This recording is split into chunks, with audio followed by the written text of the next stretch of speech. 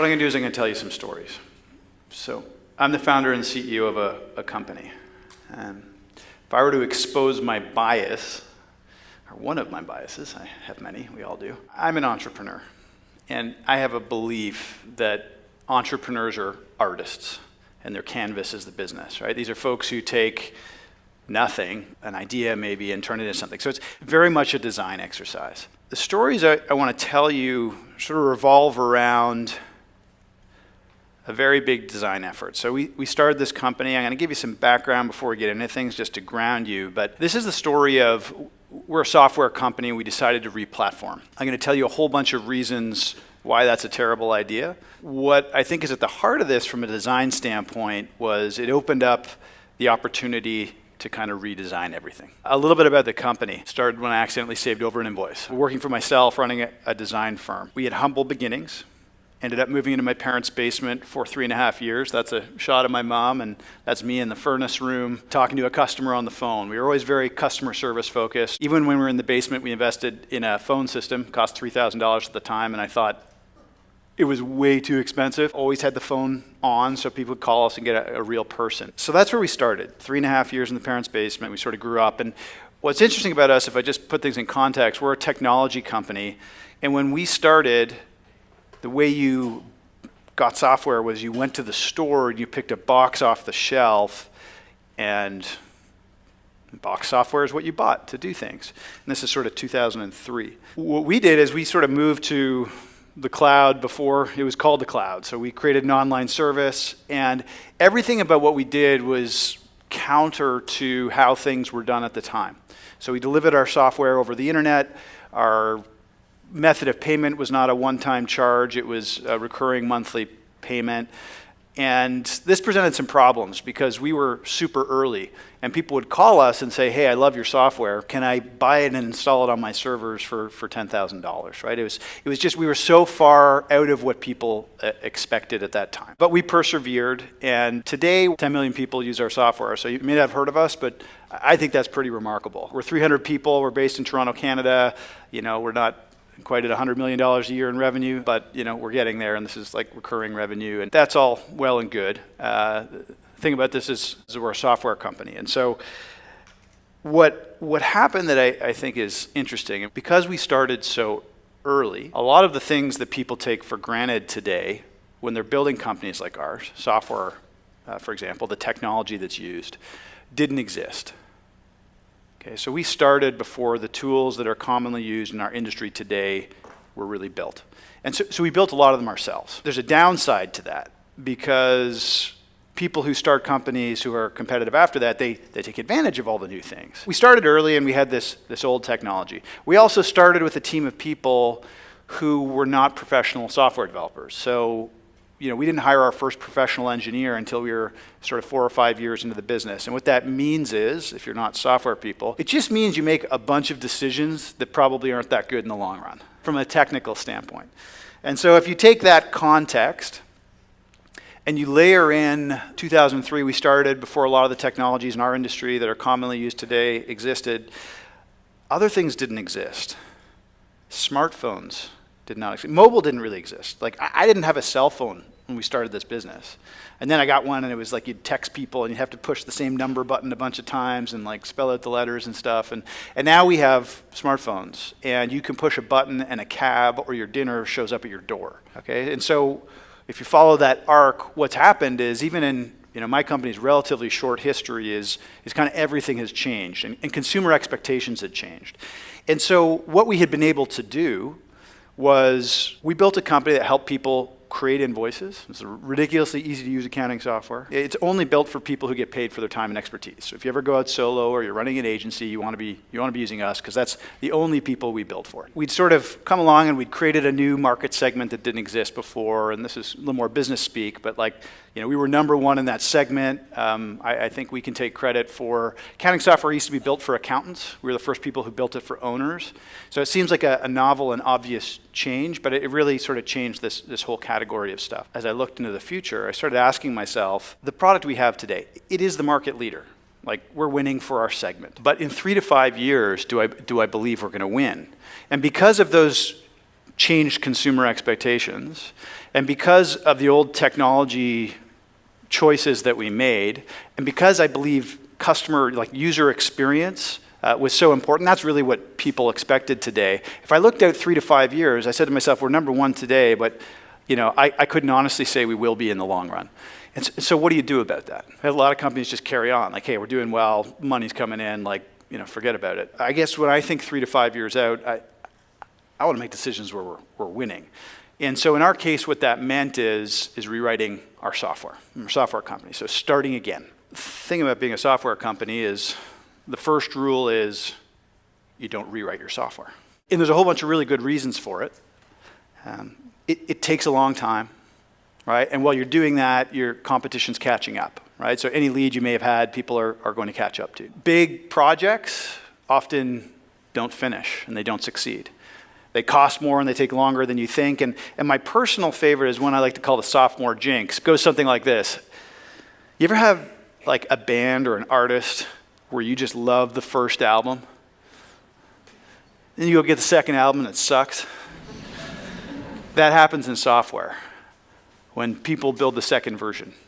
And so you think about those things, like it's a big risk to go and rebuild. Not only may you not finish, it's going to cost more, your competition's going to show up. You may not actually build a better product when you're there. This is the set of problems we were encountering, but in this for the long run. I've already been at it for a decade. We really feel like it's early days and there's lots ahead of us, so let's get on this and build a new thing. Now, from a design point of view, what I want to do is actually take you on a bit of a history of design at our company. I do this to expose to you the fact that in building this company, which I think has actually become quite successful and still has a lot of success ahead of it, we've kind of made every mistake in the book. We've made everything up as we're going along. We didn't know anything. So case in point, I talked about the technical and design choices.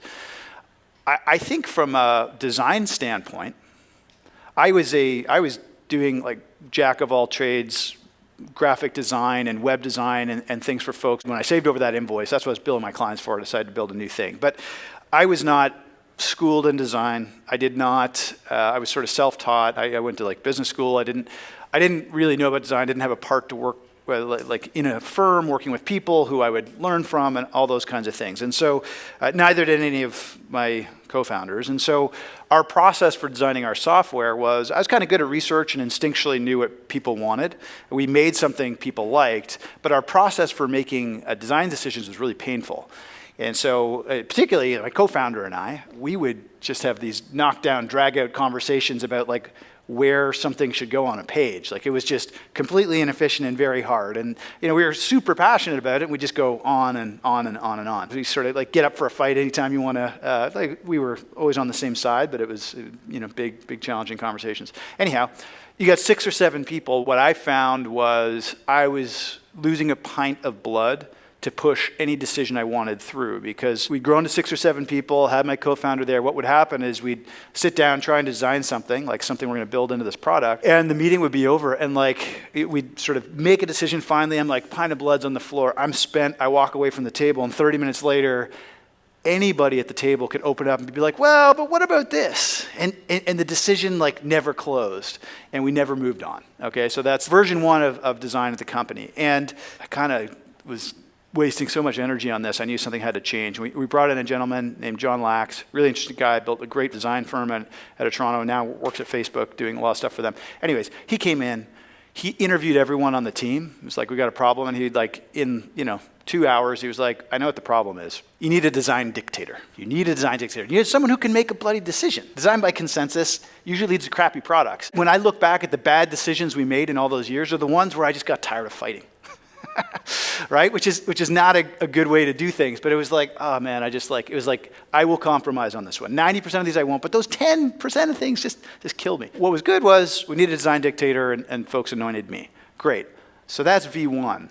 But where do you go from there? So fast forward 6, 7 years, we're between 100, 150 people. We're building a lot of product, and what happened is this product had grown organically and it was messy. And so my solve for keeping the product consistent and all these other things was I literally reviewed everything that a customer would see from copy to design to everything. So people couldn't ship software, and I don't know if you know too much about shipping software, but this is like basically getting product out the door until something had crossed my desk. And that was my way of solving for a bunch of things. But the point is, like, it was demotivating, slow, and a variety of other problems. So about 150 people now, we decided to redesign. I didn't want to be reviewing all this stuff, right? But this was a solve and a plug. We decided to replatform. This was an opportunity to rethink how we design things, how we build things, all the processes and everything else. But we really didn't know how to do it. And if you just sort of take yourself into any old meeting room, right? This one had a circular table. We had a whiteboard. There were 5 of us kicking off. We're going to replatform. So small team started off. And the problem I was faced with was my role changed at this point. Founding CEO and sort of the design dictator formerly. Now my role is just, hey, what is the vision for the product, and you folks are doing it. That was kind of I won't get into the machinations, but that was the separation point.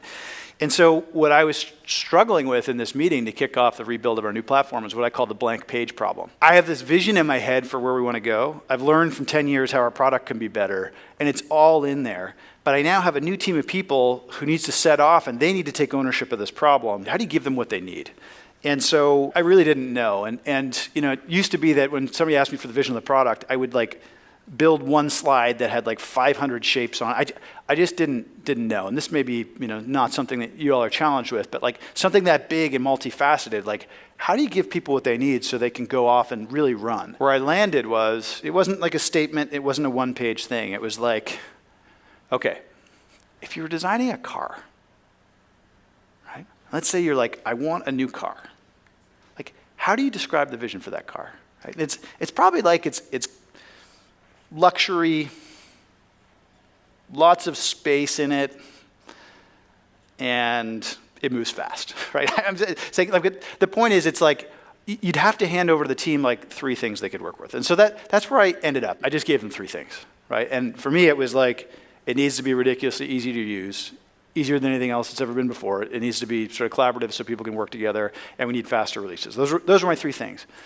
And then we had a new technology leader in the company at the time. He was like, great, Mike, we got what we need. We're going to go away for 2 weeks, and we're going to come back to you with some stuff. You tell us whether we get to live on for another day, which was a pretty cool way to do things, to be completely honest. We also set up some design principles, which I won't go into, but we ended up having 7. I determined what 2 of them were going to be. It needs to be immediately intuitive, right?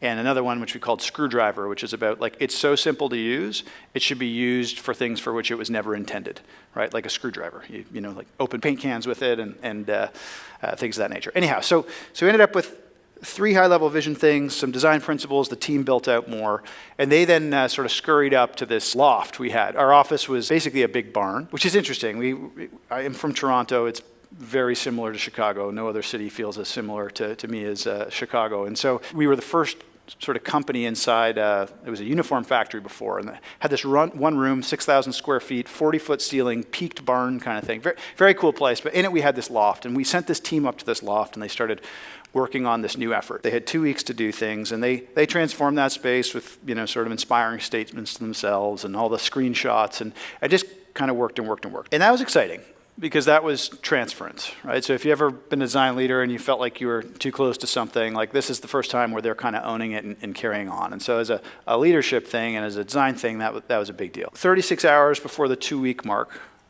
I've been furiously building prototypes and all these kinds of things. And we just did them in pixels to begin with, right? Just designs. 36 hours before we went out, they spoke with some customers. And so we had this great existing customer base, and we sort of had some people we could show some early mock-ups to. And the first 2 customers they spoke to, first one said, this is completely juvenile, right? Just not the feedback you want to hear on something that's your thing, but we were trying to make it ridiculously easy to use. I guess we went too far, because these are still professionals running their thing. And the next piece of feedback we got is, if this is the future of FreshBooks, I want nothing to do with it. I think the team could have given up at that point. Right? They've poured themselves into this and what have you. And in the next sort of 36 hours, they burned the midnight oil, and they came to me with 3 concepts for how we could proceed in terms of building out the new user experience for our company. 3 approaches. One centered around time, one around artifacts. Anyways, very interesting. And so my rule at that point was to say, okay, you live to see another day. What's the next 2 weeks look like? And we just kept working like that. Fast forward a little bit, the team made it through a bunch of milestones. They started to own this thing in a way that I felt like I did in the basement. Like they just cared so much and they were persevering. They no longer had jobs at all. They were on a mission from God and they really wanted to bring this thing to market. And that was very exciting for me to witness that because, building the business had kind of been my baby as a founder to that and other founders. And so to see that level of sort of emotional ownership was fantastic. But we started to encounter a problem. Okay, we're a market leader, but how are we going to launch this thing? And there's a couple of problems inherent in that as a software company, right? When you're building a new product and you bring it to market, it's going to be inherently incomplete, and you got to get people using it in advance. So we thought about maybe we're going to start off in another market where we're not that popular. And we thought about building it in Germany to begin with. And the thing about building in Germany is just the nature of the language. The text phrases are kind of the longest. And so if you're designing screens, that's a great market to go to first, because if the screens work in Germany, they're going to work in basically the rest of the world from a length and size standpoint. And so we thought, hey, maybe we'll do that. We're not big there and what have you. That had some problems because our industry was super competitive. We have a competitor who's like a $30 billion public company whose internal mantra is copy to compete, right? So they just follow us and do similar things, which is sort of depressing. And you see a lot of that in technology these days. Snapchat and Facebook coming out with the same things on the same days. It's just, where is the innovation if we're just copying off each other? I didn't love that. I wanted more stealth and more time between launching our new thing and people finding, our competition being onto us. The other thing I was concerned with was those old technology choices. They created this thing called technical debt. And basically the consequence of technical debt is it just gets impossibly hard to make changes to your product. And the bigger and older your product is, the more people you have using it in software, the harder it is to make changes. And if you have a lot of technical debt, it's very, very hard. And the consequence of that culturally and mindset-wise for our team was they would just be like, oh, I'd love to do this thing. Oh, but it's going to be so hard. Oh, I won't do it. And they were intimidated to make changes. And hard changes were almost impossible. And we had tried to replatform 3 times before. What I wanted was a way for them to do what they were going to do, free from our brand, free from competition, free from all these other things. And so the novel part to our story is not that we replatformed our software.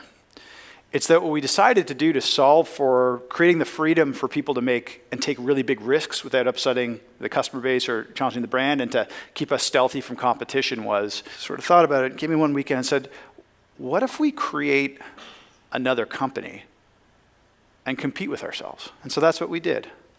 We created a company called BillSpring, which had its own name. It had its own logo. It had its own URL, its own website. We incorporated a company completely separate from us. We had lawyers write its own legal documents, and we started there. And we built up the product there. And beyond all the benefits from stealth and freedom, what we actually got as a business thing was the ability to see if that product was performant relative to our old product. Because ultimately, you're building a new platform to be better. Right? And you don't know when you flip the switch if you replatform something if you have that. We worked along, and the whole project took about 18 months, close to 2 years, and then we got a phone call one day. There was a customer calling us into that service line I talked about before, and they were calling and said, listen, I'm calling to cancel my account. I'm moving to this new product called BillSpring. Thanks very much, FreshBooks. And so that was the day we knew we were there. And so in our space, when you do something as hard as that, you have this existing customer base, you have this existing product. The analogy that's often used is replatforming is like changing the engine of an airplane while it's still in the air. Analogy I like better is we gave our business a lobotomy, okay? Because we changed the software, we changed the product, but the biggest change we got out of the whole thing was actually a shift in mindset from all the folks inside the building. We changed our processes. We involved 2,000 customers in the building of this thing. But what we got was a very different level of ambition amongst the people because they believed they could do anything, right? It was so hard, and we created the environments where they could take massive risks that they started to believe they could do that. And that has persisted. And so reshaping that mindset, right, and redesigning the mindset of the people so that they believe they could do bigger and different things was the greatest gift of this. And as a founding CEO, you may know the Fortune 500 great places to work. All the public companies are involved, like Google and everybody else. They fight over it. We're the number one company under 1,000 employees to work at. So culture really matters to me. We have outstanding service levels and what have you. But that year, we were the number 4 in 2016, so 2015. But I believe it was because of that environment. And I saw a level of performance and commitment across, now almost 300 people that I'd never witnessed before. And again, that's a mindset shift. And so not only redesigning product, processes, everything else, but redesigning mindsets, and that is the lasting piece of my story. So thank you.